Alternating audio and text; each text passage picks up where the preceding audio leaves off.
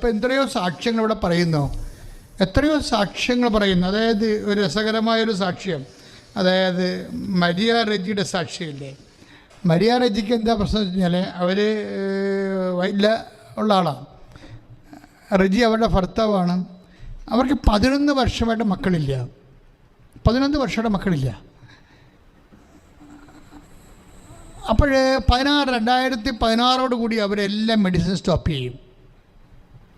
പക്ഷെ ദൈവത്തിനോടുള്ള സമർപ്പണം, ആശ്രയം സ്റ്റോപ്പ് ചെയ്യത്തില്ല, അതിൽ മാത്രം ആശ്രയിക്കും. അപ്പോൾ ഒരു ദിവസം ഇവരുടെ കൂട്ടുകാരത്തിയുണ്ട്. നിങ്ങൾ ഈ സ്റ്റോറി ഭയങ്കര രസമാണ്. ഒരു ദിവസം ഇവരുടെ കൂട്ടുകാരത്തി റോസ്മേരിക്ക് മാതാവിൻ്റെ ദർശനം ഉണ്ടായി. അവരുടെ അതേസമയം തന്നെ മരിയ റെജി കരയണ ദർശനം ഉണ്ടായി. സ്വപ്നമായിരുന്നു. ഒരു സ്വപ്നത്തിൽ കൃപാസനം മാതാവ് നിൽക്കുന്നു, മരിയ റെജി നിലവിളിക്കുന്നു. ആര്? റോസ്മേരി കിട്ടുന്ന സ്വപ്നമാണ്. അത് വേറെ സ്ഥലത്താണ് അവർ താമസിക്കുന്നത്. റോസ്മേരി ഈ സ്വപ്നം ഉണ്ടായതിനു ശേഷം ഉടനെ മരിയ റെജി വിളിക്കടി, നീ എത്രയും വേഗം കൃപാസനത്തിൽ പോകണം. എന്തിനാണെന്ന് ചോദിക്കേണ്ടത്, നീ അവിടെ ചെന്നാൽ മതി, എന്തോ കാര്യമുണ്ടടി എന്ന് പറയും. കാര്യം എന്താ? അപ്പോൾ ഇവർ ചോദിക്കും, എന്താ പ്രശ്നം? അതായത് ഇന്നലെ നിന്നെയും മാതാവിനെ ഞാൻ ഒരുമിച്ച് സ്വപ്നം കണ്ടെന്ന് പറയും. അപ്പോൾ ഇവരങ്ങോട്ട് ഞെട്ടിപ്പോവും. കാര്യം ഇവരെ ഉടമ്പടി എടുക്കണമെന്നൊക്കെ പറഞ്ഞിരിക്കുന്നുണ്ടെങ്കിലും ഒക്കത്തില്ലേ, എങ്ങനെയായിരിക്കും, കിട്ടത്തില്ലേ, ഇങ്ങനെ പല ഒരു ഡൗട്ടാണ്. അപ്പം അങ്ങനെ വരണം. അത് കാരണം ഇവരെന്തിലും ഇവിടെ വന്നു. ഈ റോസ്മേരി പറഞ്ഞത് കൊണ്ട് ഇവരിവിടെ വരും. ഇവിടെ വരുമ്പോൾ അവർ പറയണം, ഞാൻ ഒന്നും പറഞ്ഞില്ല, കരയുക മാത്രമേ ചെയ്തുള്ളെന്ന്. ഇതിൽ അവർ പറയുന്ന ഒരു ലാംഗ്വേജ് ഉണ്ട്. ഞാൻ ഒന്നും പറഞ്ഞില്ല അമ്മയോട്, ഞാൻ കരയുക മാത്രമേ ചെയ്തുള്ളൂ. അമ്മ എൻ്റെ കണ്ണീരിൻ്റെ അർത്ഥം മനസ്സിലാക്കിയെന്ന്. അയ്യോ, ഇത് ഈ കാലഘട്ടങ്ങളിൽ കേട്ട സാക്ഷ്യങ്ങൾ ഏറ്റവും നല്ല ഒരു ക്വാളിറ്റി സാക്ഷ്യമാണ്. ഞാനൊന്നും പറഞ്ഞില്ല അമ്മയോട്, ഞാൻ കരയുക മാത്രമേ ചെയ്തുള്ളൂ. വാവിട്ട് കരഞ്ഞ്. പക്ഷെ അമ്മ എൻ്റെ കണ്ണീരിൻ്റെ അർത്ഥം മനസ്സിലാക്കി. ഞാൻ ആഴ്ച പ്രഗ്നൻ്റായെന്ന്. പ്രൈസ്ലാണ് ആ കുഞ്ഞിനെയും കൊണ്ടുവന്ന ഒരു സാക്ഷ്യം പറയണത്. ആ 11 വർഷമായിട്ട് മക്കളില്ലാത്തവരാണ്. ദാറ്റ് മീൻസ് നമ്മളെ വിചാരിക്കാത്ത കേൾക്കാത്തതൊക്കെ ഇവിടെ സംഭവിക്കുന്നുണ്ട്. അതിൻ്റെ സമയക്കടിക്കാരൻ നിഞ്ചിച്ചാർത്തി 2004 അമ്മ പ്രത്യക്ഷപ്പെടുമ്പോഴേ അന്ന് ദുരന്തമുണ്ടാകാൻ കൊണ്ട് പ്രാർത്ഥിക്കണമെന്ന് പറഞ്ഞിട്ട് അന്ന് മുതൽ ഇന്ന് വരെ ദുരന്തമാണ് ഇവിടെ. കാര്യം പ്രാർത്ഥന മാത്രമേ ഇതിന് ശാശ്വത പരിഹാരമുള്ളൂ. ബൂസ്റ്ററൊക്കെ എടുക്കാൻ വേണ്ടി കുറേ ആൾക്കാർ പറയും, നിങ്ങൾ കോവിഡിൻ്റെ 2ാമത്തെ ഇഞ്ചക്ഷൻ കഴിഞ്ഞെങ്കിൽ അടുത്ത ബൂസ്റ്റർ എടുക്കുക എന്ന് പറയും. അപ്പം അതായത് ഇങ്ങനെ ഇത് എല്ലാവരെയും അങ്ങനെ സ്പർശിക്കുകയും എത്ര ഇഞ്ചക്ഷൻ എടുത്താലും എത്ര പ്രിക്കോഷൻ എടുത്താലും അതേസമയം തന്നെ ഈ സംഭവങ്ങൾ എല്ലാവർക്കും വരും. അതിനെ പ്രതിരോധിക്കാൻ അതാണ് ഈശോ പറഞ്ഞത്. സാംക്രമിക രോഗങ്ങൾ ഉണ്ടാകും, പക്ഷേ ഇത് നിങ്ങൾക്ക് സാക്ഷ്യം വഹിക്കാനുള്ള അവസരമായിരിക്കും. ആർക്ക്? വിശ്വസിക്കുക. കാര്യം ഇതങ്ങനെ മാറ്റിയെടുക്കാനുള്ള വിഷയത്തെക്കാൾ ഉപരി അതൊരു കാലമാകുമ്പോൾ അത് തിരിച്ചു പോകും. കോവസൂരി അതുപോലെ തന്നെ വസൂരി പോയ പോലെ, 5-ാം പനി പോയ പോലെ, അത് പ്ലേഗ് പോയ പോലെ ഈ സാധനം അങ്ങോട്ട് തിരിച്ചു പോകും. അത് കഴിയുമ്പോൾ ഒരു 10-30 കൊല്ലം കഴിയുമ്പോൾ വേറെ ഒരു സാധനം വരും. അതിങ്ങനെ കാലവർഷം പോലെ ഇങ്ങനെ ഭൂമിയെ സന്ദർശിച്ചുകൊണ്ടേയിരിക്കും. അങ്ങനെ ഓരോരോ കാലത്ത് ഞെരുക്കങ്ങൾ ഉണ്ടാകുമെന്ന് ഈശോ പറഞ്ഞിട്ടുണ്ട്. 16:23 ലോകത്ത് നിങ്ങൾക്ക് ഞെരുക്കങ്ങൾ ഉണ്ടാകും, എങ്കിലും ധൈര്യമായിരിക്കണം, ഞാൻ ലോകത്തെ കീഴടക്കിയിരിക്കുന്നു. അപ്പം ലോകത്തെ കീഴടക്കിയ ആളിനെ സാക്ഷ്യം വഹിക്കാനുള്ള അവസരമായിരിക്കും ഇത് എന്നാണ് ഈശോ പറഞ്ഞത്. അപ്പം എപ്പോഴും വിശ്വാസി എപ്പോഴും ഇതിൻ്റെ സാക്ഷ്യത്തിൻ്റെ കണ്ടൻറ്റ് എന്താണെന്ന് നോക്കി നടക്കണം. കാര്യം സാക്ഷ്യം എന്ന് പറയണത് ഇപ്പം നമുക്കറിയാമേ, അതായത് ഈ റെജി എന്ന് പറയുന്ന ആ മോൾക്കാര്, അവളുടെ പേരെന്ന മരിയ റെജിക്ക്, അവർക്ക് വരണ്ടയോ ഉടമ്പടി എടുക്കണോ വേണ്ടയോ എന്നൊക്കെ പറഞ്ഞ് ഇങ്ങനെ കയ്യാലപ്പുറത്ത് തേങ്ങ പോലെ ഇങ്ങനെ കുലുങ്ങി ആടി നിൽക്കുന്ന സമയത്ത് അമ്മ വേറെ ഒരു കൂട്ടുകാരത്തേക്ക് പ്രത്യക്ഷപ്പെട്ട് ഇവളെയും കൂടി അവിടെ കാണിച്ചിട്ട് ഇവളെ വിളിച്ചിട്ട് ഇവിടെ കൊണ്ടുവന്ന് പറഞ്ഞ് അവൾ കരയുമ്പോൾ തന്നെ അമ്മ അവളെ അനുഗ്രഹിച്ച് കുഞ്ഞിനെയും കൊടുത്ത് വിടുകയാണ്. ദാറ്റ് മീൻസ് നമ്മൾ കേട്ടതിനേക്കാളൊക്കെ വലുതാണിത്. ഈ സംഭവിച്ചുകൊണ്ടിരിക്കുന്ന ഓരോ വിഷയങ്ങളും കേട്ടതിനേക്കാളൊക്കെ വലുതാണ്. അതായത് നമുക്ക് സുവിശേഷ കാലങ്ങളിൽ പോലും സംഭവിക്കാത്ത ചില രീതികളാണ്. ഇതിനേക്കാൾ വലിയ കാര്യങ്ങളാണ് സുവിശേഷത്തിൽ സംഭവിച്ചിരിക്കുന്നത്. പക്ഷേ ദ മോഡ് ഓഫ് ആക്ഷൻ ഒരു പ്രത്യേക രീതിയിലാണ് ഇത് കറക്റ്റ് ചെയ്ത് വരണത്. ഞാൻ പറഞ്ഞു, എൻ്റെ മക്കളെ ഇത്തിരി വിശ്വാസമുള്ളവൻ അത് ഒത്തിരിയാക്കി എടുക്കണം. ഒത്തിരി വിശ്വാസമുള്ളവൻ സാക്ഷിയായി മാറണം. അതെപ്പോഴും നമ്മൾ ശ്രദ്ധിക്കണം. ഇത്തിരി വിശ്വാസമുള്ളവൻ അത് ഒത്തിരിയാക്കി എടുക്കണം. ഒത്തിരി വിശ്വാസമുള്ളവൻ കർത്താവിൻ്റെ ഏറ്റവും ശക്തരായ സാക്ഷികളായി മാറണം. അല്ലെ ഇനിയും ദൈവത്തെ കൊണ്ട് വല്ലതും നേടാൻ പറ്റുമോ എന്നും പറഞ്ഞുകൊണ്ട് ഇങ്ങനെ തലയും ചൊരുകി ഇങ്ങനെ അനുഗ്രഹപ്പാട്ടിൽ നടക്കരുത്. മറിച്ച് എനിക്ക് എന്ത് ചെയ്യാൻ പറ്റും, ഒരു വിശ്വാസ നിലയിൽ എനിക്കെങ്ങനെ സാക്ഷ്യം വഹിക്കാൻ പറ്റും എന്ന് നീ ചിന്തിക്കണം, എന്ന് നീ ആലോചിക്കണം. എന്നിട്ട് കർത്താവേ എന്നെ സാക്ഷിയാക്കി മാറ്റണമെന്ന് പ്രാർത്ഥിക്കുക. കർത്താവേ അങ്ങയുടെ പീഡാനുഭവത്തിന്റെ മരണത്തിന്റെ ഉയർത്തെഴുന്നേൽപ്പിന്റെ വീണ്ടും വരവിന്റെ സാക്ഷിയായി അഭിഷേകം ശ്രദ്ധിക്കട്ടെ.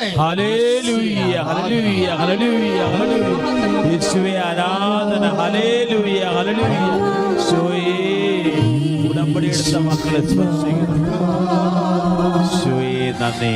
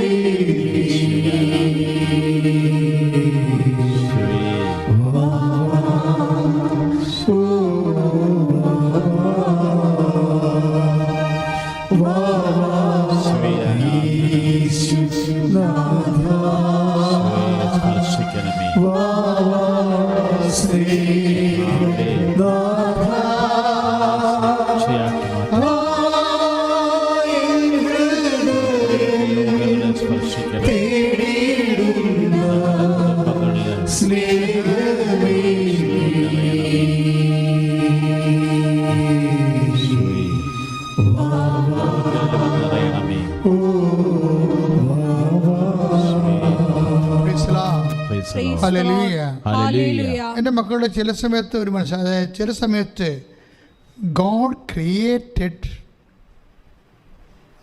പ്രോബ്ലംസ് ഉണ്ടാകാൻ സാധ്യതയുണ്ട്. നമ്മുടെ ജീവിതത്തിലെ ദൈവം തന്നെ നമ്മുടെ വിശ്വാസത്തിൽ നിന്നും നമ്മളെ വിശ്വസ്തതയിലേക്ക് കൺവേർട്ട് ചെയ്യാൻ വേണ്ടി. അതെന്താ പ്രശ്നം എന്നറിയാമോ? പല ആൾക്കാരും സംഭവിച്ചിരിക്കുന്നത് അവർ പേയ്മെൻറ്റ് ചെയ്തിട്ടില്ല. ഇപ്പം ക്രിസ്ത്യാനിയുടെ കുടുംബത്തിൽ ജനിച്ചു, പക്ഷേ ക്രിസ്ത്യാനിയുടെ കുടുംബത്തിൽ ജനിച്ച കൊണ്ട് മാത്രമാണ് ക്രിസ്ത്യാനിയായിട്ട് ചില ആൾക്കാർ, അല്ലെങ്കിൽ ഞാൻ ഉൾപ്പെടെയുള്ളവർ അറിയപ്പെടുന്നത്. കാര്യം നമ്മുടെ ഭാഗത്ത് നിന്ന് പേയ്മെൻ്റ് ഒന്നും ഇല്ലല്ലോ. അപ്പം ഞാനിപ്പോൾ പൗരോഹിത്യത്തിൽ നിന്ന് ഉദ്ദേശിക്കുന്നത് ഞാൻ ക്രിസ്ത്യ കുടുംബത്തിൽ ജനിച്ചത് കൊണ്ടാണ് ഈ വിശ്വാസം പിന്തുടരണത്. സംശയമുണ്ടോ? ഞാൻ ഈ ക്രിസ്ത്യ കുടുംബത്തിലല്ല ജനിച്ചതെങ്കിൽ ഞാൻ എൻ്റെ ജീവൻ പണയം വെച്ചുകൊണ്ട് ഈ വിശ്വാസം സ്വീകരിക്കാൻ തയ്യാറാകുക. ഇപ്പോൾ കേരളത്തിൽ നടക്കുന്ന പ്രവണത എന്താണ്? അത് ശ്രീനാരായണ ഗുരുവിനെ ഒരു വലിയ സാമൂഹ്യ പരിഷ്കർത്താവായിട്ട് ഉയർത്തുകയാണ്. തെറ്റില്ല. നമ്മളുടെ ഒരു പ്ലോട്ട് കേന്ദ്രം റിജക്റ്റ് ചെയ്തിട്ടുണ്ട് റിപ്പബ്ലിക് ദിനത്തിൽ. അതിനവർ പറയുന്നു ശങ്കരാചാര്യരെ കൂടി അതിൻ്റെ കൂടെ വെക്കണമെന്നും പിന്നെ കുറച്ച് കാര്യങ്ങളൊക്കെയാണ് പറയണത്. ഞാൻ ആ വിഷയത്തിൽ കിടക്കണതിനേക്കാൾ ഉപരി നമ്മൾ ശ്രീനാരായണ ഗുരുവിനെ ഒരു കേരളത്തിൻ്റെ സാംസ്കാരിക സാമൂഹിക പരിഷ്കർത്താവായിട്ട് അവതരിപ്പിക്കുമ്പോൾ നമ്മൾ അല്ലെങ്കിൽ ആ ഒരു സമൂഹം അദ്ദേഹത്തെ ഗുരുവെ അതുപോലെ തന്നെ ആത്മീയ ആചാര്യനായിട്ട് വണങ്ങുന്ന ഒരു സമൂഹം ഉണ്ടല്ലോ ഇവിടെ കേരളത്തിൽ. ആ സമൂഹം ഇത് അംഗീകരിച്ച് അങ്ങ് കൊടുക്കും. എന്താണ്? സാമൂഹ്യ പരിഷ്കർത്താവാണ്. ഇതിൻ്റെ അപകടം എന്താണെന്ന് അറിയാമോ? ഇതൊരു മാനുഷ്യമായ ഏർപ്പാട് മാത്രമാണ്. ഇതിൻ്റെ അകത്ത് ദൈവികത ഒന്നും ഇല്ലെന്നാണ് മതേതരം പറയണത്. കേരളത്തിലെ സജീവനായ മതേതരനുണ്ടല്ലോ, സജീവനായ മതേതരൻ എന്താ പറയണത്? ഈ മനുഷ്യൻ്റെ അകത്ത് ഒരു ദൈവികതയുമില്ല, ഒരു ആത്മീയതയുമില്ല, ഉള്ളതെല്ലാം സാമൂഹ്യമാണെന്ന്. അതായത് ഇങ്ങനെ റെഡ്യൂസ് ചെയ്യണം, ഈ സംഭവത്തെ റെഡ്യൂസ് ചെയ്യാൻ. അപ്പം ഈ സമൂഹം എപ്പോഴും ഈ കാര്യത്തിൽ ഒരു ആത്മീയ ജാഗ്രത ഉണ്ടാകണം എപ്പോഴും നല്ലതാണ്. നിങ്ങൾക്ക് ആവശ്യമായ ആ സമൂഹത്തിന് ആവശ്യമായ സാമൂഹ്യ ജാഗ്രതയുണ്ട്. പക്ഷേ അവിടെ ആത്മീയ ജാഗ്രത ഇല്ലെന്നുണ്ടെങ്കിൽ നാളെ EMS പോലെയും അതുപോലെ തന്നെ നെഹ്റു പോലെയും ഒരു മാനുഷിക വ്യക്തിത്വമായിട്ട് ചരിത്രം ഈ ശ്രീനാരായണ ഗുരുവിനെ മാറ്റാനുള്ള സാധ്യതയുണ്ട്. ഇതിൻ്റെ ആത്മീയത ചോർത്തിക്കളയുക, മതമില്ലാത്ത ജീവനെ എടുക്കുക, അതിന് ഒരു സംഘടിതമായ ഒരു ശ്രമം നമ്മുടെ കേരളത്തിൽ നമ്മുടെ സാമൂഹ്യ മേഖലകളിൽ അത്തരം പ്രവണതകൾ ശക്തമാണ്. അതതിൻ്റെ വഴിക്ക് അത് പ്രവർത്തിക്കട്ടെ. പക്ഷെ അതേസമയം തന്നെ ആധ്യാത്മികതയെ അതിൻ്റെ പേരിൽ അടിമപ്പെടുത്തുന്നതിന് വേണ്ടി പ്രവർത്തിക്കുമ്പോൾ ആ ആധ്യാത്മികത നാളെ ആ വ്യക്തികളിലെ അടുത്ത തലമുറ അംഗീകരിക്കാതെ വരും. അത് പക്ഷേ കുറച്ച് കഴിയുമ്പോൾ കാലഹരണപ്പെട്ടു പോകും.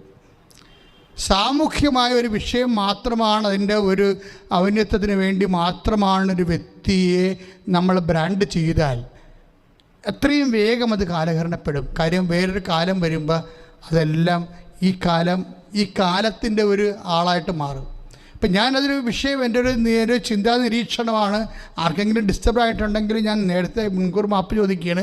എൻ്റെ വിഷയം അതല്ല. പക്ഷെ ഞാനിങ്ങനെ ചിന്തിച്ചപ്പോൾ എൻ്റെ മനസ്സിൽ വന്നൊരു വിഷയമാണിത്. കഴിഞ്ഞ ദിവസങ്ങളുള്ള ഈ പ്രോട്ടീൻ്റെ റിജക്ഷനൊക്കെ വന്നപ്പോൾ ഞാൻ അതിനെക്കുറിച്ച് ചില സമയത്ത് ചിന്തിച്ചപ്പോൾ കിട്ടിയൊരു ആശയത്തിലേക്കാണ് ഞാൻ നിങ്ങൾ ജസ്റ്റ് ഷെയർ ചെയ്തതേ ഉള്ളൂ. ശ്രുതികട്ടെ ഹല്ലേലൂയ.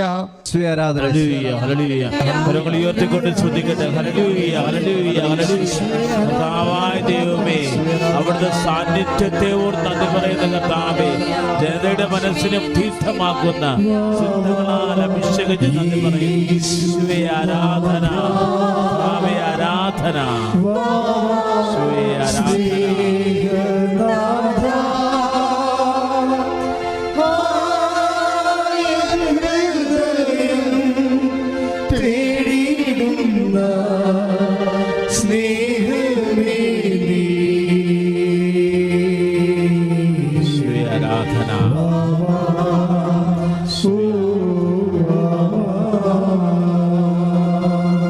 പരമദിവ്യകാരുണ്യത്തിന്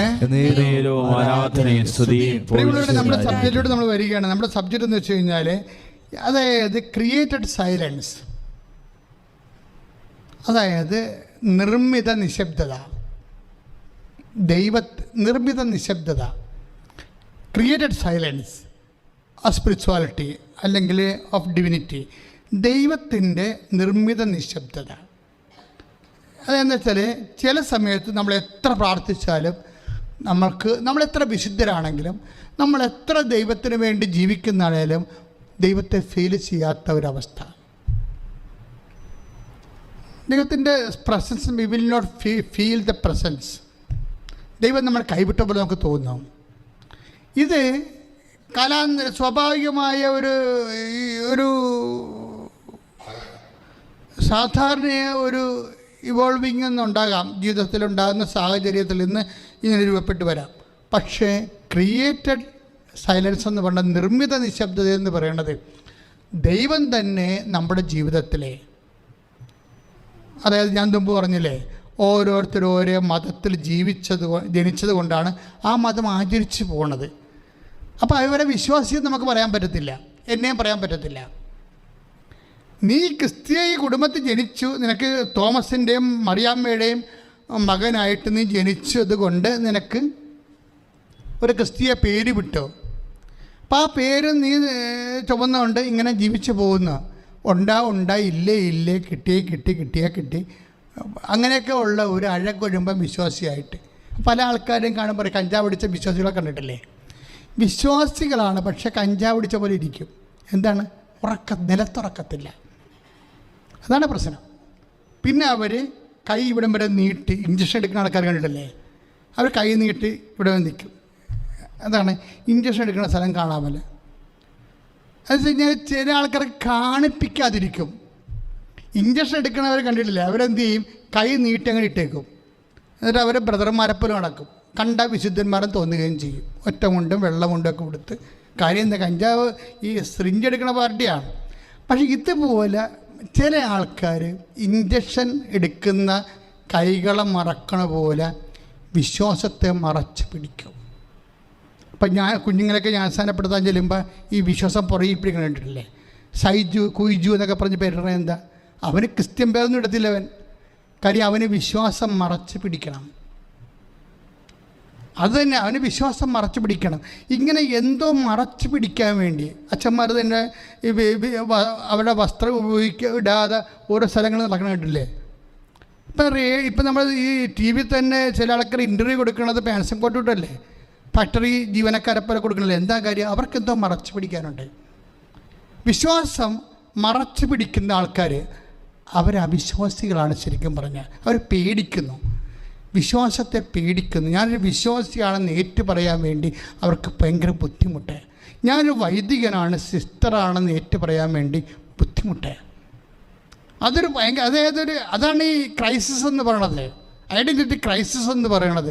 ഇതെല്ലാം ശരിക്കും പറഞ്ഞിരിക്കുന്നാൽ അത് ശരിക്കും അതായത് പണിക്കുറ്റം തന്നെയാണ്. ഓരോ വസ്തുവിനും പണിക്കുറ്റം ഉണ്ടാവുമല്ലോ. അത് ഫോർമേറ്റ് ചെയ്ത് വന്ന സമയത്ത് കിട്ടുന്ന ആശയങ്ങൾക്ക് വന്നിരിക്കുന്ന പ്രശ്നമാണത്. മറ്റു ധൈര്യത്തോടെ കർത്താവിനെ പ്രഘോഷിക്കാൻ അവർക്കറിയത്തില്ല. അവർക്കത് അറിയത്തില്ല. കർത്താവെന്ന് പോലും വിളിക്കുമെന്നറിയത്തില്ല. നമുക്ക് ചില ആൾക്കാർ കർത്താവെന്ന് വിളിക്കുന്നതും ക്രിസ്ത്യാനിയാണെന്ന് അറിയപ്പെടുന്നതൊക്കെ അവർക്ക് ഭയങ്കര പച്ചമാടത്തി പറഞ്ഞാൽ പോക്കണം കേടാണ്. അതായത് വിശ്വാസിയുടെ കുടുംബത്തിൽ ജനിച്ചിട്ട് അതിൻ്റെ പേരിൽ ആ പേരിൽ ക്രിസ്ത്യാനി എന്നിങ്ങനെ അറിയപ്പെടുന്ന ഒരു അവസ്ഥ ഉണ്ട് ഇവിടെ. ചില ആൾക്കാർ അത് നമുക്ക് വരുമാനം കിട്ടില്ലെങ്കിൽ അത് വിറ്റ് കളയും. അവിടെ പിച്ചള അലൂമിനിയം കൊടുക്കാനുണ്ടോ, വിശ്വാസം കൊടുക്കാനുണ്ടോ എന്നൊക്കെ പറഞ്ഞുകൊണ്ട് ആൾക്കാർ ആക്രികൾ വരത്തില്ലേ? മാധവിക്കുട്ടി, അതുപോലെ തന്നെ മൈക്കിൾ ജാക്സൺ, മൈക്ക് ടൈസനൊക്കെ വിശ്വാസം വിറ്റ ആൾക്കാരാണ്. അവരെന്താ ആരും വിശ്വാസം വിൽക്കാനുണ്ടോ എന്ന് പറഞ്ഞ് ആരും ചോദിച്ചു കഴിഞ്ഞാൽ അവർ കൊടുത്ത് അത് ഞാൻ പറയണല്ല, സോഷ്യൽ മീഡിയ പറയണതാണ്. എൻ്റെ പേരിൽ കുതിര കയറാൻ വരരുത്. അതെന്ന് വെച്ച് കഴിഞ്ഞാൽ നിങ്ങൾ ചിന്തിച്ച് നോക്കിക്കേ, ഈ ആൾക്ക് എത്രയോ, അതായത് വിശ്വാസം ഉടച്ചെമ്പ പിച്ചള അലൂമിനിയം വിൽക്കാനുണ്ടോ എന്ന് നിങ്ങൾ വിശ്വാസം, അതിൻ്റെ കൂടെ വിശ്വാസം വിൽക്കാനുണ്ടോ? അപ്പോൾ ആക്രിക്കാർ എല്ലാ കാലത്തും ഉണ്ടായിട്ടുണ്ട്. അവരെല്ലാം വന്നു എല്ലാ സാധനവും സെക്കൻഡ് ഹാൻഡ് വിലക്കെടുക്കും, ഒരു വിശ്വാസം എടുക്കും. അങ്ങനെ എത്രയോ പേര് കൊടുത്ത് പദവി കിട്ടാൻ വേണ്ടി എത്രയോ പേര് അവരുടെ വിശ്വാസം വിറ്റു. ചില ആൾക്കാർ ക്രിസ്ത്യാനിയാണെന്നുള്ള പേരിൽ അവർക്കവിടെ പ്രതിഭ അംഗീകരിക്കത്തില്ലെന്ന് അവർക്ക് തോന്നിയപ്പോൾ അവർ ആ വിശ്വാസം വിറ്റല്ല, അവരുടെ പ്രതിഭയെ അംഗീകരിച്ച് അവർക്ക് ദേശീയ പുരസ്കാരം കിട്ടി. ഇങ്ങനെ ഈ വിശ്വാസത്തെ എപ്പോഴും വിലക്കെടുക്കാൻ വേണ്ടി നിൽക്കുന്ന ഒരവസരം. കാരണം നമ്മുടെ കയ്യിലുള്ളത് എന്തിനാണെന്ന് നമ്മൾ അറിയാത്തടത്തോളം കാലം നമ്മളത് വിൽക്കും. നമ്മുടെ കയ്യിലുള്ള എന്തിനാണ് വേണ്ടിയാണ് ഉള്ളതെന്ന് അറിയാത്തടത്തോളം കാലം അത് വിൽക്കും. എന്താണ്? അറിയാതെ കിട്ടിയതാണ്. അപ്പനും അമ്മയും ക്രിസ്ത്യാനി ആയപ്പോൾ കൊണ്ട് ബൈ ചാൻസ് കിട്ടിപ്പോയതാണ് ഈ വിശ്വാസം. അതാണ് വിശ്വാസത്തിൻ്റെ പ്രശ്നം. എന്താ പ്രശ്നം വെച്ചാൽ അത് നമ്മൾക്ക് മാത്രമല്ല, അത് ദൈവത്തിനറിയാം. ഇതൊക്കെ വെറുതെ ഇങ്ങനെ ഓട്ടോമാറ്റിക് പ്രോഡക്റ്റായിട്ട് വിശ്വാസിയാണെന്നറിയാം. ഉൽപ്പന്നമായ ഒരു വിശ്വാസത്തിൻ്റെ ഒരു കുടുംബത്തിൽ നിന്ന് വന്ന ഉൽപ്പന്നമായിട്ട് വന്നു പോയതാണിത്. അല്ലാതെ അറിഞ്ഞും കണ്ടും ചെയ്തു വന്നിട്ടുള്ള കാര്യങ്ങളല്ല. അതുകൊണ്ട് തന്നെ ഇവിടെ വിശ്വാസം ദൈവം ടെസ്റ്റ് ചെയ്യും. എങ്ങനെ ടെസ്റ്റ് ചെയ്യണത്? ഫിഡേലിറ്റി വെച്ചാണ് ടെസ്റ്റ് ചെയ്യണത്. വിശ്വസ്തത. ഈ വിശ്വസ്തത ടെസ്റ്റ് ചെയ്തുകൊണ്ടിരിക്കും. വിശ്വാസമല്ല പ്രശ്നം. വിശ്വാസം നമുക്ക് അവസാരം കിട്ടിയതാണ്. 5 പൈസ മുടക്കില്ലാതെ എൻ്റെ അപ്പൻ്റെ പേര് പീറ്റർ എന്നാണ്, എൻ്റെ അമ്മയുടെ പേര് ഫിലോമിന എന്നാണ്. അവിടെ മകനായി ജനിച്ചതുകൊണ്ട് ഞാൻ ജോസഫായിട്ട് അങ്ങനെ മാറിയിരിക്കുകയാണ്. പക്ഷേ ഇപ്പം ഞാൻ പേയ്മെൻറ്റ് നടത്തിയിട്ടുണ്ടായില്ല. എന്താ കാര്യം എന്നറിയാമോ? ജീവിതത്തിൽ ഇപ്പം നമുക്കൊരു പ്രമാണം കിട്ടിയെന്ന് പറഞ്ഞാൽ ആ പ്രമാണം എഴുതി കിട്ടുമെന്ന് പറഞ്ഞാൽ ഉടനെ ബാങ്കിൽ കൊണ്ടുവന്നാൽ അവർ പറയും പറ്റിയിട്ട് അവിടെ നിന്ന് ചോദിക്കും. പ്രമാണം കിട്ടിയൊരു കാര്യമുണ്ടോ? പറ്റിയിട്ട് അവിടെ നിന്ന് ചോദിക്കും. അപ്പോൾ പറഞ്ഞ് പൊക്കൊരു ചെയ്തിട്ടില്ല, ഇത് ചെയ്യാൻ പറ്റത്തില്ലെന്ന് പറയും. വില്ലേജ് ഓഫീസർ പറഞ്ഞ് ചെയ്യാൻ പറ്റത്തില്ല. കാര്യം എന്താ? ഇത് ഭാഗോടമ്പടി ചെയ്തിട്ടില്ല. ഭാഗോടമ്പടി ചെയ്യാത്തത് എന്താണ്? എത്ര പേരുണ്ട് അപ്പന്, എത്ര പെങ്ങന്മാരുണ്ട്? എൻ്റെ കുടുംബത്തിൽ ഭാഗോടമ്പടി ഉണ്ടായ സമയത്ത് അപ്പൻ്റെ പെങ്ങന്മാർ മരിച്ചു പോയവരുടെ സർട്ടിഫിക്കറ്റ് ഞാൻ ഹാജരാക്കേണ്ടി വന്നു. ഒരാൾ ജീവിച്ചിരുന്ന സമയത്ത് അയാളെ വിളിച്ചു വരുത്തി ഒപ്പിരേണ്ട ആവശ്യം വന്നു. ഭയങ്കര പ്രായം ഉണ്ടായതാണ്. പക്ഷേ നമ്മൾ വിളിച്ചുകൊണ്ട് പോയി. എന്താ കാര്യം? മറ്റുള്ളവർ ജീവിച്ചിരിക്കുന്നവർ ഒന്നെങ്കിലും അവർ ഒപ്പിടണം, അല്ലെങ്കിൽ നമുക്ക് ഒഴിവ് തരണം. അതുകൊണ്ടാണ് പൊക്കൂര ചെയ്യാത്തത്. പല ആൾക്കാരുടെയും വിശ്വാസത്തിൽ വേറെ വിശ്വാസം കിടപ്പുണ്ട്. അതുകൊണ്ട് ഇത് പൊക്കൂര ചെയ്യാൻ പറ്റത്തില്ല. ഒന്നാം പ്രമാണത്തിൻ്റെ പ്രശ്നം അതാണ്. പല ആൾക്കാരുടെയും വിശ്വാസത്തിൽ വേറെ ആൾക്കാരുടെ വിശ്വാസമുണ്ട്. ഇപ്പം ഒരു വാര്യർ കുടുംബത്തിൽ നിന്ന് ഒരു ഡോക്ടർ കല്യാണം കഴിച്ചു, ഒരു ക്രിസ്ത്യാനിയെ കല്യാണം കഴിച്ചു. അവർ കല്യാണം കഴിച്ച് അവർ കുറേ നാൾ കൂടി താമസിച്ച് കഴിഞ്ഞപ്പോൾ എന്നോട് പറഞ്ഞ് ജ്ഞാനസ്നാനപ്പെടുത്താൻ പറഞ്ഞ് ഞാൻ അവരെ ജ്ഞാനസ്നാനപ്പെടുത്തി. അവരുടെ എല്ലാ രേഖകളും അപ്പനെയും അമ്മനെയും എല്ലാം വിളിച്ച് രേഖകളെല്ലാം മേടിച്ച് ഇന്ത്യൻ നിയമം അനുസരിച്ചാണ് ചെയ്തിരിക്കുന്നത്. നമുക്ക് നാളെ തൂങ്ങേണ്ട ആവശ്യമില്ലല്ലോ. അപ്പോഴേ ഈ ഡോക്ടർ എന്നോടൊരു കാര്യം പറഞ്ഞു. ഡോക്ടർ വളരെ ചൈതന്യമുള്ള ആളാണ്, കാര്യങ്ങളൊക്കെ ശരിയാണ്. ഡോക്ടർ പറഞ്ഞു, അച്ഛാ, ഞാൻ കെട്ടിവന്ന വീടൊരു കത്തോലിക്ക വീടാണ്. പക്ഷേ അവിടുത്തെ അമ്മയുടെ പരിപാടി എന്താണെന്നറിയാവോ? അലമാരി തെക്ക് പടിഞ്ഞോട്ട് നീക്കി വെക്കുക. എൻ്റെ അലമാരി അവർ അത് വടക്ക് തെക്കോട്ട് നോക്കിയിരുന്ന അലമാരി അമ്മ എപ്പോഴും എടുത്ത് തെക്ക് പടിഞ്ഞോട്ട് വെക്കും. എനിക്ക് അലമാരി തുറക്കാൻ പറ്റണില്ല, എനിക്ക് അലമാരി തുറക്കാൻ പറ്റണില്ല. എന്താ കാര്യം? തെക്കോട്ട് നോക്കിയിരുന്ന അലമാരി പണം പോയിക്കൊണ്ടിരിക്കും. തെക്ക് പടിഞ്ഞോട്ടാണ് നോക്കണേ, പണം ഇങ്ങനെ വന്നുകൊണ്ടിരിക്കും. ആരാണ്? കത്തോലിക്ക കാണ്ടാമൃഗം, അമ്മായിയമ്മ. ഇങ്ങനെ കുറേ അന്ധവിശ്വാസങ്ങളെ യേശുക്രിസ്തുവിനെ സ്വീകരിച്ചിട്ടും മനുഷ്യനുണ്ട്. എന്താ കാര്യം? നമ്മുടെ വിശ്വാസത്തിൻ്റെ കൂടെ വേറെ വിശ്വാസങ്ങൾ കയറി കിടക്കും. അതുകൊണ്ടാണ് ഇത് ചെയ്യാൻ പറ്റാത്തത്. നമ്മുടെ പുരയിടത്തിൻ്റെ അവകാശികൾക്ക് ഇതിൻ്റെ ഈ അവകാശത്തിൽ വേറെ ആൾക്കാർക്ക് അവകാശം ഉണ്ടാകും. നിൻ്റെ വിശ്വാസത്തിൽ അന്ധവിശ്വാസമോ അബദ്ധവിശ്വാസമോ വേറെ വല്ല വിശ്വാസമോ ഉണ്ടെങ്കിൽ അത് കറക്റ്റ് ചെയ്യേണ്ടി വരും. യേശുക്രിസ്തുവാണ് ഏക രക്ഷകൻ എന്നുള്ളതാണ് വിശ്വാസം. ഈ വിശ്വാസത്തിൽ എല്ലാം സത്യം. യേശുവിന് മുമ്പ് മതങ്ങളുണ്ടായിരുന്നില്ലേ? അതും സത്യം. അപ്പോഴേ ഏകരക്ഷകൻ എന്ന കൺസെപ്റ്റ് ഇല്ല. എവിടെ വിശ്വസിച്ചാലും ദൈവമാണ് എല്ലായിടത്തും. അപ്പോൾ ഇങ്ങനെ ചിന്തിക്കുന്ന മോറൽ തിയോളജിസ്റ്റ് ഉണ്ടെന്ന് ഞാൻ അർത്ഥിക്കാൻ പറഞ്ഞായിരുന്നു. അവരുടെ പ്രോഡക്റ്റായിട്ട് പുറത്തിറങ്ങണവരാണ് വഞ്ചി സ്കൂളൊക്കെ കണ്ടുപോകുന്ന ആൾക്കാർ. അവർക്ക് ബോധമില്ല, സഭ എന്താണെന്ന് അറിയത്തില്ല. അവരുടെ ഒരു താല്പര്യത്തിന് വേണ്ടി സഭയെ നശിപ്പിക്കാൻ, മൊത്തം സഭയെ നശിപ്പിക്കാൻ അവർ തയ്യാറാണ്. അവരുടെ ഒരു വ്യക്തിയുടെ വിഷയത്തിന് വേണ്ടി മൊത്തം സഭയെ നശിപ്പിക്കാനും തീ കൊടുക്കാനും അവർ തയ്യാറാണ്. അപ്പം അതെന്തൊരു മനസ്സാണ് ശരിക്കും പറഞ്ഞാൽ. അപ്പോൾ അവിടെ എന്താ വെച്ചാൽ ആ വിശ്വാസമൊക്കെ ഒന്നും പോക്കുവരോ ചെയ്തിട്ടില്ല. പോക്കുവരത്തെ ടാക്സ് അടക്കണം, നമ്മുടെ പേരിലാക്കണം. അല്ല എഴുതി കിട്ടിയിട്ട് കാര്യമില്ല. അപ്പനും അമ്മ എഴുതി തന്നിട്ട് കാര്യമില്ല. അത് പോക്കുവരോ ചെയ്യണം, ടാക്സ് അടക്കണം. നിൻ്റെ വിശ്വാസം നിനക്ക് കിട്ടിയ വിശ്വാസം നിൻ്റെ വിശ്വാസമാകണമെങ്കിൽ നീ പോക്കുവരോ ചെയ്യണം. എന്താണ്? നീ ടാക്സ് അടക്കണം. എന്താ ടാക്സ് എന്ന് പറയണത്? വിശ്വസ്തത. അതിനു വേണ്ടി നീ പേയ്മെൻറ്റ് ചെയ്യണം. ഞാൻ യേശുക്രിസ്തു വിശ്വസിക്കുന്നതിൻ്റെ പേരിലേ എനിക്ക് സഹനങ്ങളുണ്ടെങ്കിൽ, എനിക്ക് സംഘർഷങ്ങളുണ്ടെങ്കിൽ, എനിക്ക് പരീക്ഷകളുണ്ടെങ്കിൽ ഞാനതിനെ എൻ്റെ മാനസികവും ശാരീരികവും ആയിട്ടുള്ള എല്ലാ സങ്കടങ്ങളോടുകൂടിയും അത് കർത്താവിൻ്റെ കുരിശിനെ ഇവിടെ കൂട്ടിവെച്ചുകൊണ്ട് ഞാൻ യേശുക്രിസ്തുവിനെ മഹത്വപ്പെടുത്തിക്കൊണ്ട് ഞാൻ എൻ്റെ വിശ്വാസം തെളിച്ചിട്ട് ഈ വിശ്വാസം എൻ്റെ വിശ്വാസമാക്കും. ആരുടെ വിശ്വാസം? എൻ്റെ മാതാപിതാക്കന്മാരിൽ എനിക്ക് പകർന്നു കിട്ടിയ വിശ്വാസം എൻ്റെ വിശ്വാസമായി മാറണത് അത് എൻ്റെ പേരിൽ ഞാൻ പൊക്കുവര ചെയ്തിട്ട് ടാക്സ് അടച്ചിട്ട് പറ്റുചീട്ട് വാങ്ങിക്കുമ്പോഴാണ്. ഇന്ന് എല്ലാവരുടെ കയ്യിലും പ്രമാണമുണ്ട്, പക്ഷേ പറ്റുചീട്ടില്ല. എന്താ പൊക്കുവര ചെയ്തിട്ടില്ല. ഇങ്ങനെ ദൈവം ഇത് പൊക്കുവര ചെയ്യേണ്ട ഒരു സമയമുണ്ട്. നമുക്ക് ക്ലേശങ്ങൾ നൽകിക്കൊണ്ട് നമ്മൾ ചെയ്യാത്ത കുറ്റത്തിന് നമ്മൾക്ക് കള്ളക്കേസ് വന്നുകൊണ്ട് ഇപ്പോൾ ചില ആൾക്കാർ പറഞ്ഞു, എൻ്റെ അച്ഛാ ഇപ്പം ഞാൻ കോടതി എന്നെ വെറുതെ വിട്ടു, പക്ഷേ ഞാൻ 15 ദിവസം ജയിലിൽ കിടന്നിരുന്നു. പക്ഷെ ദൈവം ഉണ്ടെങ്കിൽ തെറ്റ് ചെയ്യാത്ത എന്നെ എന്തിനു ജയിലിലിട്ടെന്ന് ചോദിക്കുമവരെ. എന്നോട് പലരും ചോദിച്ചിട്ടുണ്ട്. പോസ്കോ കേസിന് വരെ ജയിലിൽ കിടന്ന ആൾക്കാർ അവസാനം തെളിവില്ലാതെ ചെയ്യാത്ത കുറ്റത്തിന് അവരെ കരഞ്ഞിട്ടുണ്ട്. നേരത്തെ അച്ഛാ ഞാനല്ല, എന്നെ പറ്റിച്ചതാണത്, എന്നെ അകത്താക്കാൻ വേണ്ടി മനഃപൂർവ്വം കരുതിക്കൂട്ടി ചെയ്തതാണ്. കാരണം നമ്മുടെ നിയമത്തിൻ്റെ ഒരു അവസ്ഥ എന്ന് പറഞ്ഞത് ഭയങ്കരമാണ്. അതായത് ചില ആൾക്കാരുടെ ചിലപ്പോൾ ഈ വാക്കാപ്പാട്ടമെന്ന് പറഞ്ഞില്ലേ, അത് പാട്ടത്തിന് ഒരു വാക്ക് പറഞ്ഞാൽ മതി, അപ്പോൾ അത് നിയമമായിട്ട് മാറണ പോലെയുള്ള അവസ്ഥ. ചില ആൾക്കാരുടെ മൊഴി കേട്ടാൽ മതി, അപ്പോൾ അത് നിയമമായിട്ട് വരണ രീതി അവസ്ഥകളുണ്ട്. അപ്പം അതുകൊണ്ട് അത് വെച്ച് മുതലെടുക്കുന്നവരുണ്ട്, അത് വെച്ച് തന്നെ മുതലെടുക്കുന്ന ആൾക്കാർ ഒത്തിരി പേരുണ്ട്. അപ്പം ഇങ്ങനെ വരുമ്പോൾ ചില നിരപരാധികൾ ജയിലിൽ വീഴും. അപ്പം അങ്ങനെ വരുമ്പോൾ ഉള്ള അവസ്ഥ അവരൊന്നും നമ്മളോട് ചോദിക്കുക വെച്ചാൽ ഞാൻ ഒരു തെറ്റും ചെയ്തിട്ടില്ല, ദൈവം ഉണ്ടെങ്കിൽ പിന്നെ എന്തുകൊണ്ട് തെറ്റ് ചെയ്യാത്ത ഞാൻ ജയിലിൽ അനുഭവിച്ചു? അപ്പോൾ ഞാൻ അവനോട് ചോദിക്കും, കാരണം കൂടാതെ അല്ലേ ഈശോ ശിക്ഷിക്കപ്പെട്ടത്? അപ്പം നീ ഈശോനെ പോലെ കാരണം കൂടാതെ ശിക്ഷിക്കപ്പെടുമ്പോൾ അത് കർത്താവിൻ്റെ കൂടെ വെച്ച് കഴിഞ്ഞാൽ തീർച്ചയായിട്ടും നീ ദൈവത്തിൻ്റെ സ്വന്തമായി മാറും. കാര്യം എന്താ, ഞാനും എൻ്റെ ജീവിതത്തിൽ കാരണം കൂടാത്ത കുറേ കാര്യങ്ങൾക്ക് ആൾക്കാരുടെയൊക്കെ നിന്ന് പല വിഷയത്തിൽ നിന്ന് എനിക്ക് സങ്കടങ്ങൾ വന്നിട്ടുണ്ട്. എല്ലാവർക്കും അതുപോലെ പലതരത്തിലുള്ള വിഷയങ്ങളുണ്ട്. അപ്പം ഞാൻ തെറ്റ് ചെയ്തില്ലല്ലോ, പിന്നെ എനിക്കെന്ത് സംഭവിച്ചെന്ന് ചോദിച്ചാൽ ഇതാണ് നമ്മുടെ ആസ്തി എന്ന് പറയണത്. തെറ്റ് ചെയ്തിട്ട് നമ്മൾ ശിക്ഷ മേടിച്ചിട്ട് ദൈവത്തിന് അതുകൊണ്ട് പ്രയോജനമൊന്നുമില്ല, വിശ്വാസ ജീവിതത്തിൽ പ്രയോജനമില്ല. മറിച്ച് നമ്മൾ ചെയ്യാത്ത കുറ്റം, ഇപ്പം ചില ആൾക്കാർ പറയും ഞാൻ കുഞ്ഞുനാൾ മുതൽ കർത്താവിനോട് ഞാൻ പറഞ്ഞതാണ് കള്ളു കുടിക്കാത്ത ഒരാളെ എനിക്ക് തരണമേ എന്ന്, ഞാൻ ജീവിച്ചിരിക്കത്തില്ല എന്ന് പറഞ്ഞു. പക്ഷേ ഇവൻ കള്ളു കുടി മാത്രമേ ആക്കുള്ളൂ.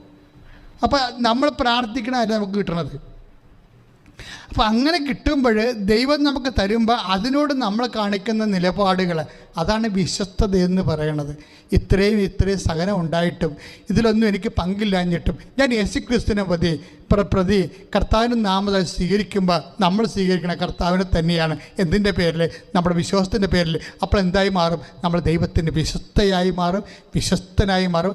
അതാണ് നമ്മുടെ ആസ്തി, അതാണ് ദൈവത്തിൻ്റെ ഉദ്ദേശം. അതുകൊണ്ടാണ് ഈ ആബ്സെൻസ് ഓഫ് ഗോഡ് വരണത്. എന്താണ്? ദൈവം ഇല്ലാത്ത അവസ്ഥ. ദൈവം ഉണ്ടാവും, പക്ഷേ ഇല്ലാത്തതുപോലെ തോന്നും നമുക്ക്. മാർത്തായിക്ക് എങ്ങനെയാണ്? ഈശോ ഉണ്ടായിരുന്നു, പക്ഷെ മാർത്തായിക്ക് അവിടെ ഇല്ലാത്തതുപോലെ അനുഭവപ്പെട്ടു. ദൈവത്തിന് എത്ര അടുപ്പമുണ്ടെങ്കിലും ദൈവം ഉണ്ടാവും. ദൈവത്തിന് വിഷയത്തെക്കുറിച്ച് കൃത്യമായിട്ട് അറിയാം. അതുകൊണ്ടാണ് മാർക്കോ യോഹന്നാൻ 11:15 പറയണത്. എന്താണ്? ഞാൻ അവിടെ ഇല്ലാഞ്ഞതിന് നിങ്ങളെക്കുറിച്ച് ഞാൻ ദൈവത്തിന് നന്ദി പറയണം. അപ്പം എൻ്റെ അർത്ഥം ഈശോയ്ക്ക് ലാസർ രോഗിയായതും, എന്നിട്ട് ഈശോ പറയുന്നുണ്ട് ഈ രോഗം മരണകാരണമല്ല, മറിച്ച് പിതാവായ ദൈവം മഹത്വപ്പെടാൻ വേണ്ടി ഉള്ളതാണെന്നൊക്കെ ഈശോ പറയുന്നുണ്ട്. ഈ രോഗം മരണകാരണമല്ല. ഇപ്പം 11:6 യോഹന്നാൻ 11:6 11:4 വായിക്കുമ്പോൾ എന്താ പറയണത്? ഈ രോഗം മരണകാരണമല്ല. അപ്പം പല വിഷയങ്ങൾ വന്നാലും നമ്മൾ നശിച്ചു പോകത്തില്ല. പക്ഷേ എന്തിനാണ്? ദൈവം മഹത്വപ്പെടാൻ വേണ്ടി. ചില സമയത്ത് ആബ്സെൻസ് ഓഫ് ഗോഡ് വരണതിൻ്റെ ഉദ്ദേശം എന്താണ്? ദൈവത്തിൻ്റെ അഭാവം, അസാന്നിധ്യം ഒക്കെ ഫീൽ ചെയ്യണം. എന്തുകൊണ്ടാണ്? അത് മരണകാരണമല്ല, മറിച്ച് എന്താണ്? ഈ വിഷയം വെച്ച് ദൈവം മഹത്വപ്പെടും, പിതാവായ ദൈവം മഹത്വപ്പെടും. അപ്പം അങ്ങനെ വരുമ്പോൾ ദൈവം മഹത്വമാണല്ലോ നമുക്ക് കൃപയായി മാറണത്. ദൈവത്തെ മഹത്വം അതല്ലേ നമ്മൾ റോമൻ 4:20 അച്ഛൻ എപ്പോഴും പറയും ദൈവത്തെ മഹത്വപ്പെടുത്തി വിശ്വാസത്തിൽ വളർന്ന എവിടെ എത്തും? വിശ്വസ്തതയിലാണ് എത്തുന്നത്. വിശ്വസ്തതയാണ് നമുക്ക് കൃപ പെട്ടെന്ന് നമുക്ക് ആർജിക്കാൻ പറ്റുന്ന ദൈവസംവിധാനം. ഫിഡേലിറ്റിയാണ് ഈ സംഭവം. അപ്പോൾ നീ ഏത് കുടുംബത്തിൽ ജനിച്ചാലും നിനക്കത് ഓശാരം കിട്ടിയ വിശ്വാസമാണ്.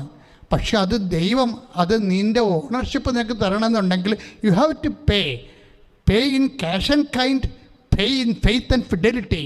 അത് നീ വിശ്വാസത്തിലും വിശ്വസ്തയിലുമാണ് നിനക്ക് പേ ചെയ്യേണ്ടത്. അങ്ങനെ ഒരു അവസ്ഥ വരുമ്പോൾ ദൈവം ഇല്ലെന്ന് തോന്നുന്ന സമയം വരും. പക്ഷെ ആ സമയം നീ ഓർക്കും, ഇപ്പം ദൈവം മനഃപൂർവ്വം കരുതിക്കുട്ടി മാറാണെന്നൊക്കെ മനസ്സിലായില്ലേ? മനഃപൂർവ്വം കരുതിക്കുട്ടി മാറും ദൈവം എൻ്റെ ജീവിതത്തിൽ നിന്ന്. അത് നീ മനസ്സിലാക്കണം. അത് പറയാൻ വേണ്ടിയാണ് ഞാൻ ഇത്രയും കഷ്ടപ്പെട്ട് ഇവിടം വരെ എത്തിയത്. ഈ പറഞ്ഞു മനഃപൂർവ്വം നിൻ്റെ ജീവിതം നിൻ്റെ കുടുംബത്തിൽ ദൈവം മാറും. നിനക്ക് അതായത് ഇപ്പം എന്താ പറയണത്? കർത്താവ് 21:5 ചോദിക്കത്തില്ലേ? യോഹന്നാൻ്റെ സുവിശേഷം 21:5 എന്താ ചോദിക്കണത്?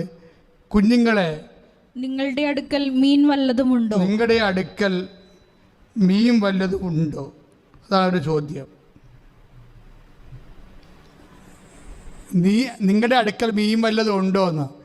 ആ ചോദ്യത്തിൻ്റെ കൂടെ എനിക്ക് കൂട്ടിവെക്കാൻ ഇഷ്ടമേതാണെന്നറിയാവോ? ഈ 21:5 ചോദ്യം ഉള്ളത്. കുഞ്ഞുങ്ങളെ, നിങ്ങളുടെ അടുത്ത് മീൻ വല്ലതും ഉണ്ടോ എന്ന് ചോദിക്കണേ. ഈശോയ്ക്കറിയാം ആ കടലിൽ കരുനന്തം പോലും ഇല്ലെന്ന്. അത് ഈശോയാണ്. അതറിയണമെങ്കിൽ നിങ്ങൾ മത്തായി 17:27 വായിച്ചാൽ മതി. മത്തായി 17:27 വായിച്ചേ. ശ്രുതികട ഹല്ലേലൂയ.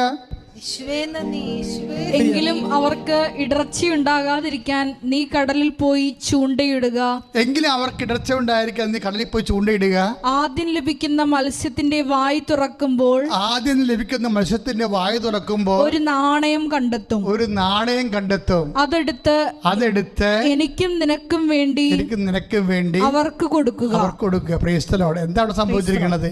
കടലിൽ ഒരു മീൻ ഓടി പോകുന്നുണ്ട്. ആ മീനിൻ്റെ വായിൽ നാണയം ഇരിപ്പുണ്ട്. പോരെ. അപ്പം കടലിൽ മീനുണ്ടാകുന്ന മാത്രമല്ല, ആ മീനിൻ്റെ വായിൽ എന്തുണ്ടെന്ന് വരെ കർത്താവിനറിയാം. ആ ആളാണ് വന്ന് ഭംഗിവാക്കി ചോദിക്കുന്നത്, മക്കളെ മീൻ വല്ലതും ഉണ്ടോ എന്ന്. അവിടെ കരുനന്ദൻ ഇല്ലെന്നുള്ള കർത്താവിനറിയാം. അറിഞ്ഞുകൊണ്ടാണ് നമ്മൾ ചോദിക്കണത്. അപ്പോൾ അവർ ഇല്ലെന്ന് പറയുമ്പോഴാണ് ഉടമ്പടി വരുന്നത്. നമ്മുടെ കയ്യിൽ എല്ലാം ഇല്ലായ്മന്നല്ല ഉടമ്പടി വരുന്നത്. അവർക്ക് വീഞ്ഞില്ല എന്ന് പറയുമ്പോൾ അവൻ പറയണ പോലെ ചെയ്യാൻ, മീനില്ല എന്ന് പറയുമ്പോൾ കർത്താവ് പറഞ്ഞതുപോലെ അവർ ചെയ്യും. വള്ളത്തിന് വലതുവശത്ത് അവർ വലയിറക്കും. അപ്പോൾ ദൈവം പറഞ്ഞതുപോലെ ജീവിക്കാൻ പല സമയത്തും നമുക്ക് ഇല്ലായ്മകളെ ഫേസ് ചെയ്യേണ്ടി വരും. You got the point. അതായത് നമ്മുടെ ജീവിതത്തിൽ ദൈവം പറഞ്ഞതുപോലെ ജീവിക്കാൻ വിശ്വാസത്തിന് രണ്ടാം നിലവാരം, വിശ്വസ്തതയുടെ കോളേജിൽ തുടങ്ങാൻ പോവുകയാണ്. കോളേജ് പഠനം, വിശ്വാസം എന്ന് പറയുന്നത് എല്ലാം PDC വരെയുള്ള പഠനങ്ങളേ ഉള്ളൂ. അത് ഞാൻ പിന്നെ കോളേജ് ഗ്രാജുവേഷൻ പഠനം. ഈ ഗ്രാജുവേഷൻ തുടങ്ങുമ്പോഴാണ് എന്ത് പറയുന്നത്, ആബ്സെൻസ് ഓഫ് ഗോഡ് ഫീൽ ചെയ്യണത്. ദൈവത്തിൻ്റെ സാന്നിധ്യം ന്യായമായി വേണ്ട കാലത്ത് മാർത്തായ്ക്കും മറിയത്തിന് ന്യായമായി വേണ്ട സമയത്ത് അന്യായമായി മാറിക്കളയുന്ന ദൈവം. അത് നിങ്ങൾ ചിന്തിക്കണം. അത് മർത്തായുടെ മറിയത്തിൻ്റെ മാത്രം അനുഭവമല്ല, വിശ്വാസക്കോടികളുടെ അനുഭവമാണ്. ന്യായമായി നമ്മുടെ ജീവിതത്തിൽ ദൈവത്തിൻ്റെ സാന്നിധ്യം വരുമ്പോൾ അന്യായമായി മാറിക്കളയുന്ന ദൈവം, ആബ്സെൻസ് ഓഫ് ഗോഡ്. അത് എന്താ സംഭവിക്കണത്? അങ്ങനെ സംഭവിച്ചാൽ തീർച്ചയായിട്ടും ബുദ്ധിയും ബോധവും വിവേചനമുള്ള വിശ്വാസി പറയും, എൻ്റെ കർത്താവ് തിരിച്ചു വരും. അതൊരു 1.5 വരവായിരിക്കും. അതുകൊണ്ട് ഞാൻ അമ്മയെപ്പോലെ, പരിശുദ്ധമ്മയെപ്പോലെ ഹൃദയത്തിൽ സംഗ്രഹിച്ചുകൊണ്ട് കാത്തിരിക്കും. മാർത്ത ഹൃദയത്തിൽ സംഗ്രഹിച്ചില്ല, മറിയ ഹൃദയത്തിൽ സംഗ്രഹിച്ചില്ല. പക്ഷെ അമ്മ ഹൃദയത്തിൽ സംഗ്രഹിച്ച കൊണ്ടാണ് ഞാൻ അമ്മയെ പ്രൊമോട്ട് ചെയ്യാൻ കാരണം. ഇങ്ങനെയുള്ള കാര്യങ്ങളിൽ, ഇങ്ങനെയുള്ള കാലാവസ്ഥകളിൽ എന്താണ് ചെയ്യേണ്ടതെന്ന് ക്രിസ്തുവുമായിട്ടുള്ള ഓരോ വിഷയത്തിലും ഒരു വിശ്വാസി എന്ത് നിലപാടെടുക്കണമെന്നുള്ളത് നമ്മൾ പഠിക്കുന്നത് അപ്പോസ്തലന്മാരിൽ നിന്നല്ല, അമ്മയിൽ നിന്നാണ്. കാര്യം എന്താണ്? അമ്മ അറിഞ്ഞത്, അമ്മ എന്ത് ചെയ്യണമെന്ന് അവനെ അറിയാമായിരുന്നെന്ന് അപ്പോസ്തലന്മാർക്ക് അറിയത്തില്ലല്ലോ. പക്ഷെ എന്ത് ചെയ്യണമെന്ന് അവനെ അറിയാമായിരുന്ന ആളാണ് അമ്മ. നേരത്തെ അറിയാം. അതാണ് വിഷയം. അതാണ് അപ്പോസ്തലന്മാരും അമ്മയും തമ്മിലുള്ള വ്യത്യാസം. അതുകൊണ്ടാണ് ബി പ്രൊമോട്ടിങ് മേരി. എന്തുകൊണ്ടാണ്? യേശുക്രിസ്തുവിനെ നീ ഏറ്റെടുക്കുന്നുണ്ടെങ്കിൽ നമ്മൾ അമ്മയുടെ പാഠങ്ങളും നിലപാടുകളും നയങ്ങളും സമീപനങ്ങളും തന്നെയാണ് എപ്പോഴും ലോകത്തിന് വെളിച്ചമായിട്ട് വരണത്. ശ്രുതികട്ടെ ഹല്ലേലൂയ.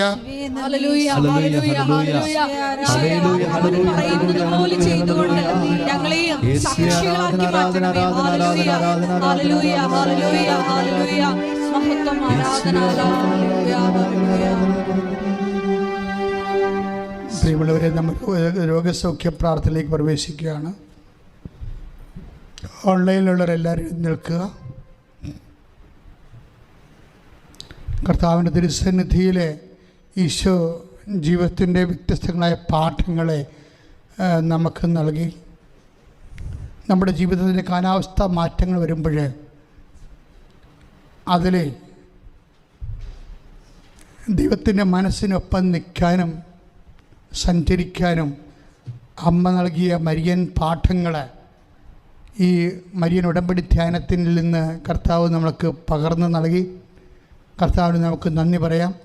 ഇപ്പോഴ് ഉടമ്പടി എടുത്ത എല്ലാ മക്കളും ഈ ധ്യാനം ലൈവായി എവിടെയെല്ലാം കൂടുന്നോ അവരെല്ലാം അനുഭവിക്കുന്ന ജീവിത പ്രശ്നങ്ങൾ, അതുപോലെ തന്നെ അതിന്മേലെല്ലാം ദൈവം നടപടി സ്വീകരിക്കാൻ പോകുന്ന സമയമാണിത്. എൻ്റെ ദൈവ പൈതൽ ചെയ്യേണ്ട ഇത്രയേ ഉള്ളൂ. ദൈവം ജ്വലിച്ച് നിൽക്കുന്ന സമയം, അമ്മ മധ്യസ്ഥം വഹിക്കുന്ന സമയം. നിങ്ങൾ ചെയ്യേണ്ടത്, എവിടെയാണ് രോഗം, എവിടെയാണ് വേദന, എവിടെയാണ് ജീവിതത്തിൻ്റെ വ്യത്യസ്തങ്ങളായ ശരീരത്തിൻ്റെ പരാധീനതകൾ. കുടലിൽ സിസ്റ്റുള്ളവരെ, ആമാശയത്തിലേക്ക് സിസ്റ്റുള്ളവരെ, കുടലിൽ കുരുക്കളുള്ളവരെല്ലാം അടിവയറ്റ് കൈവെക്കട്ടെ. ഫിസ്റ്റുല രോഗികൾ അടിവയറ്റ് കൈവെക്കട്ടെ. കർത്താവിൻ്റെ വിശുദ്ധ മോഹനത്തികരം ഇവിടെ കർത്താവ് പതിയുന്ന അടിപ്പഴ പോലെ ദൈവത്തിൻ്റെ ദൈവിക ശക്തി അതിലേക്ക് ആവശ്യിക്കുന്ന സമയമാണ്. നെറ്റിയിലെ മാറാത്ത തലവേദന ഉള്ളവർ നെറ്റിയിലെ കൈകൾ വെച്ച് പ്രാർത്ഥിക്കട്ടെ. മാറാത്ത തലവേദനയുള്ളവർ യേശുനാമത്തിൽ കൈകൾ വെക്കട്ടെ. പ്രഷർ രോഗികളെ ശിരസിൽ കൈവെക്കട്ടെ. ഷുഗർ രോഗികളെ ശിരസിൽ കൈവെക്കട്ടെ. അസ്ഥിവേദന ഉള്ളവർ അസ്ഥിക്കുഴകളിൽ കൈവെക്കട്ടെ. വാദരോഗികൾ വാദത്തിൽ രോഗത്തിലെ സന്ധിബന്ധങ്ങളിലൊക്കെ അവർ കൈവച്ച് പ്രാർത്ഥിക്കട്ടെ. കർത്താവ് അങ്ങനെ തിരുസന്നിധി ബ്ലഡ് ഷുഗർ ഉള്ളവരെ അത് സമർപ്പിച്ചുകൊണ്ട് പ്രാർത്ഥിക്കട്ടെ. കർത്താവ് ഉള്ളക്കാലം മുതലേ കർത്താവ് ഉച്ചവരെ കർത്താവെ ഓരോരോ രോഗങ്ങളെ കർത്താവെ സമർപ്പിച്ചുകൊണ്ട് പ്രാർത്ഥിക്കണം. ഭ്രാന്ത് വന്നിട്ടുള്ളവരെ, അപസ്മാര രോഗികൾ കർത്താവെ അങ്ങനെ തിരിച്ചെന്നെ അവിടെ തിരുരക്തം തളിക്കണമെന്ന് പ്രാർത്ഥിക്കുന്നു. കർത്താവ് മാനസിക രോഗികൾ, ഡിപ്രഷൻ രോഗമുള്ളവർ കർത്താവ് തിരുരക്തം തളിക്കണമെന്ന് പ്രാർത്ഥിക്കുന്നു. കർത്താവ് ശിരസ്സും കഴുത്തും കർത്താവ് ഒടിഞ്ഞു നിൽക്കുന്നവരെ, തളർന്നു നിൽക്കുന്നവർ കർത്താവ് കടുത്ത കഞ്ചാവിന് അടിമപ്പെട്ടിരിക്കുന്നവർ, ലഹരി പദാർത്ഥത്തിന് അടിമപ്പെട്ടിരിക്കുന്നവർ കർത്താവ്, ജയിലിൽ കിടക്കുന്നവർ കർത്താവ് കേസ് പറഞ്ഞുകൊണ്ടിരിക്കുന്നവർ കർത്താവ്, കല്യാണം ഒത്തുവരാത്തവര്, മക്കളില്ലാത്തവർ, കുടുംബത്തിൽ കർത്താവ് സ്ഥിരം കുടുംബത്തെ ദ്രോഹിക്കുന്ന മക്കൾ കർത്താവ് മാതാപിതാക്കന്മാരെ നോക്കാത്തവർ, തിരക്കാത്തവർ കർത്താവ്, പലതരത്തിൽ കർത്താവ് വിഷമം അനുഭവിക്കുന്ന കർത്താവ്, പല വിഷയങ്ങളിലും വ്യക്തികളും കർത്താവ് ഉപദ്രവിക്കുന്നവർ, ഭീഷണിപ്പെടുത്തുന്നവർ കർത്താവ്, ഈശോ പല വിഷയങ്ങളും കർത്താവ്, ഭൗതിക സാഹചര്യം, വീടില്ലാത്തവരെ, വെളിച്ചമില്ലാത്ത കർത്താവിന്, വഴിവിളക്കുകളില്ല കർത്താവ്, വെളിച്ചമില്ലാത്ത കർത്താവ്, കറണ്ട് ലഭിക്കാത്ത കർത്താവ്, വെള്ളം ലഭിക്കാത്ത കർത്താവ്, ജോലി ലഭിക്കാത്ത കർത്താവ്, ജോലിക്ക് പോകാൻ വേണ്ടി കർത്താവ് വാഹനമില്ലാത്ത കർത്താവ്, വ്യത്യസ്തമായ ഓരോരോ വിഷയങ്ങളിൽ കർത്താവ് പ്രത്യേകം പ്രയാസം അനുഭവിക്കുന്നവരെ കർത്താവ് അങ്ങ് സ്പർശിക്കണമെന്ന് പ്രാർത്ഥിക്കുന്നു. അങ്ങനെ വിശുദ്ധമായ മരുന്നുകാര മകളെ പൊടിക്കൊഴിയുന്നവരെ കർത്താവ്, ശ്വാസകോശ രോഗികൾ, കരൾ രോഗികൾ, കിഡ്നി രോഗികൾ കർത്താവ് യേശുവിനെ വിശുദ്ധമായ രക്തത്തെ സ്പർശിക്കട്ടെ കർത്താവ്. അപസ്മാര രോഗ കർത്താവ് കർത്താവ് അങ്ങനെ രക്തത്തെ സ്പർശിക്കട്ടെ പ്രാർത്ഥിക്കുന്നു. കർത്താവിന്റെ വിശുദ്ധമായ രക്തത്തെ കർത്താവ് സ്പർശിക്കുന്ന കർത്താവ്, ഡൗൺ സിൻഡ്രോം ഉള്ളവർ കർത്താവ്, എപ്പിലെപ്സി രോഗികൾ കർത്താവ് അങ്ങ് സ്പർശിക്കണമേ. വിശുദ്ധ രക്തം സ്പർശിക്കണ പറഞ്ഞത് സാമ്പത്തിക കടങ്ങളുള്ളവര്, കടങ്ങളെ കർത്താവ്, കടങ്ങൾ പൊട്ടിപ്പോയി വരുമാന മാർഗമില്ലാത്തവർ കർത്താവ്, ജോലി നഷ്ടപ്പെട്ട കർത്താവ്, ജോലി നഷ്ടപ്പെട്ട പുറത്ത് നിൽക്കുന്ന കർത്താവ്, പരീക്ഷ തോറ്റ കർത്താവ്, നൈപുണ്യ പരീക്ഷയുടെ കർത്താവ്, അതുപോലെ തന്നെ കർത്താവ് പലതരത്തിലുള്ള യോഗ്യത പരീക്ഷ കർത്താവ്, അത് എഴുതി തോറ്റ പരീക്ഷ കർത്താവ്, അത് അതിൻ്റെ ഉത്തരം കർത്താവ്, അതിൻ്റെ റിസൾട്ട് പ്രതീക്ഷിക്കുന്നവർ കർത്താവ്, കുടുംബത്തിൽ കലഹമുണ്ടായി കർത്താവ്, മാനസികമായിട്ട് ഭാര്യാഭർത്തക്കന്മാർ അകന്നു പോയവർ, ഡൈവേഴ്സ് ഒരുങ്ങുന്നവർ കർത്താവ്, ഒരുങ്ങിക്കഴിഞ്ഞതിന് ശേഷം കർത്താവ് വീണ്ടും യോജിക്കാൻ വേണ്ടി ആഗ്രഹിക്കുന്നവർ കർത്താവ്, അവരെല്ലാ സ്ഥലത്തും പ്രാർത്ഥിക്കുന്നു. മക്കളില്ലാത്ത സ്ഥലത്ത് പ്രാർത്ഥിക്കുന്നു. ഒരു തുണ്ട് ഭൂമി ഇല്ലാത്ത സ്ഥലത്ത് കടലോരങ്ങൾ താമസിക്കുന്നവരെ കർത്താവ്, കടലിന്റെ ഭീഷണി അനുഭവിക്കുന്നവരെ, അവരെന്ത് ചെയ്യണമെന്ന് അറിയാതെ വിറങ്ങളിൽ നിൽക്കുന്നവരെ, അവിടെ വിഷയങ്ങൾ മുഴുവനായി ഏൽപ്പിച്ച് പ്രാർത്ഥിക്കും. മലയോരങ്ങൾ താമസിക്കുന്നവർ കർത്താവ്, മലയോരങ്ങൾ താമസിക്കുന്ന കർത്താവ്, വൃഷ്ടിപ്രദേശങ്ങളിലും കർത്താവ്, ഉരുപൊട്ടലുള്ള സ്ഥലങ്ങളിലെല്ലാം കർത്താവ്, ഭീഷണിയോടെ താമസിക്കുന്നവര്, വെള്ളമൊഴുക്ക് പാടുള്ളവര് കർത്താവ്, പ്രളയം വന്ന് മുടിയവർ കർത്താവ്, പ്രളയം വരുമോ ഇല്ലയെന്ന് പറഞ്ഞ് പേടിക്കുന്നവർ കർത്താവ്, ഇങ്ങനെ എന്ത് ചെയ്യും, എവിടെ പോയി എങ്ങനെ ജീവിക്കുന്നറിയാൻ വല്ലാതെ വേദനയോട് ജീവിക്കുന്നവരെ സ്പർശിക്കണമേ. മക്കളെ ഓർത്ത്, മക്കളുടെ ദുർനടപ്പിന് ഓർത്ത്, മക്കളുടെ തെറ്റായ പ്രണയ ബന്ധങ്ങളെ ഓർത്തുകൊണ്ട്, വിശ്വാസ തകർച്ച ഓർത്തുകൊണ്ടും, കൂതാശ ജീവിതം വിട്ടു നിൽക്കുന്നതിന് ഓർത്തുകൊണ്ട് കർത്താവ് വ്യത്യസ്തമായ വിഷയങ്ങളിൽ വേദന അനുഭവിക്കുന്നവരെ ദൈവമേ സ്പർശിക്കണമെന്ന് പ്രാർത്ഥിക്കുന്നു. അമ്മയെ, പരിശുദ്ധമ്മേ, ദേവമാതാവേ, എല്ലാവർക്കും വേണ്ടി മധ്യസ്ഥം പ്രാർത്ഥിക്കണമേ. എന്റെ കർത്താവിന്റെ ഉന്നതമായ നാമത്തിന്, സഭയുടെ അധികാരത്തെ കുറിച്ചിട്ട് അടയാളത്തിൽ മാരക രോഗങ്ങള്, ദുരാവേദികള്, ദുരിതങ്ങള് യേശുവിന്റെ നാമത്തിന്, യേശുവിന്റെ നാമത്തിന് മാറിപ്പോകട്ടെ.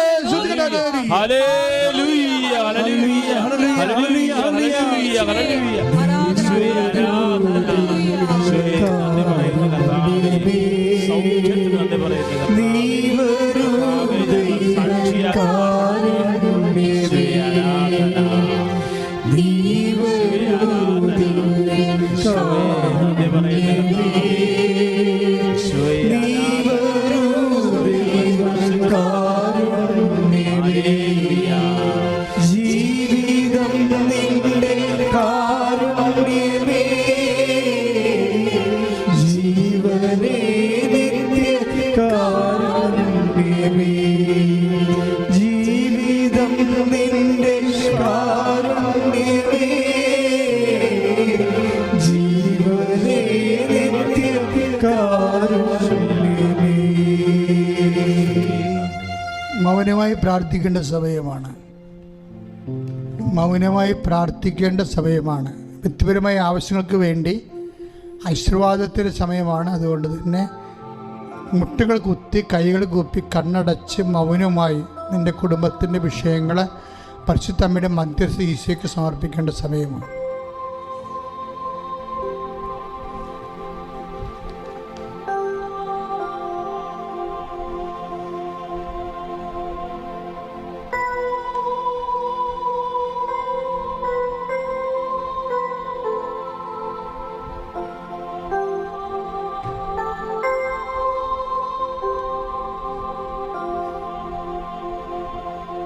യേശുവേ സ്തോത്രം, യേശുവേ നന്ദി കർത്താവേ സ്തോത്രം. Hallelujah, hallelujah. യേശുവേ നന്ദി കർത്താവേ, ഹല്ലേലൂയ. കരങ്ങൾ ഉയർത്തിക്കൊണ്ട് അതിശക്തമായിട്ട് സ്തുതിക്കട്ടെ. ഇതാ ഈശോ നിങ്ങളെ ഓരോരുത്തരെയും ആശീർവദിക്കാൻ പോകുകയാണ്. Hallelujah, hallelujah, hallelujah, hallelujah, hallelujah, hallelujah. കരങ്ങൾ ഉയർത്തിക്കൊണ്ട് ശക്തമായി സ്തുതിക്കട്ടെ. ഹല്ലേലൂയ. കർത്താവായ ഈശോ ഇതാ നിങ്ങൾ ഓരോരുത്തരെയും ആശീർവദിക്കുന്നു.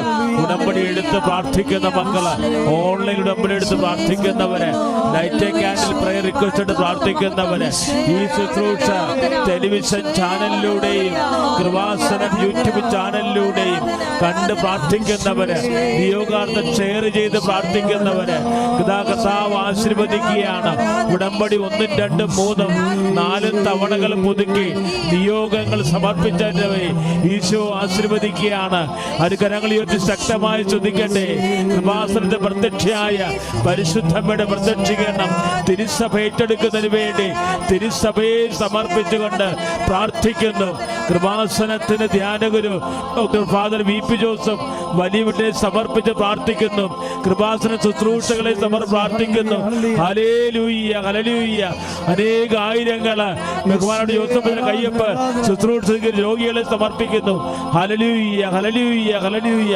യേശുവേ ആരാധന, യേശുവേ ആരാധന, യേശുവേ ആരാധന, യേശുവേ ആരാധന, യേശുവേ ആരാധന. ദിവ്യകാരുണ്യത്തിന്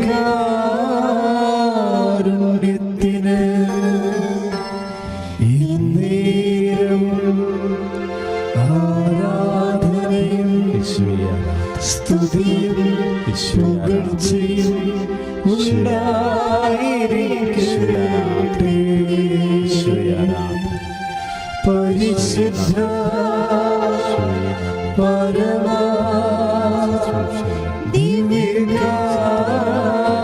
ദിവ്യകാരുണ്യത്തിന്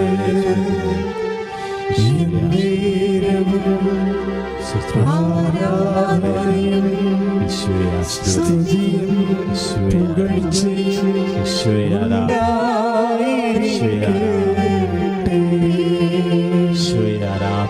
പരിശുദ്ധ പരമാ ദിവ്യകാരുണ്യത്തിന്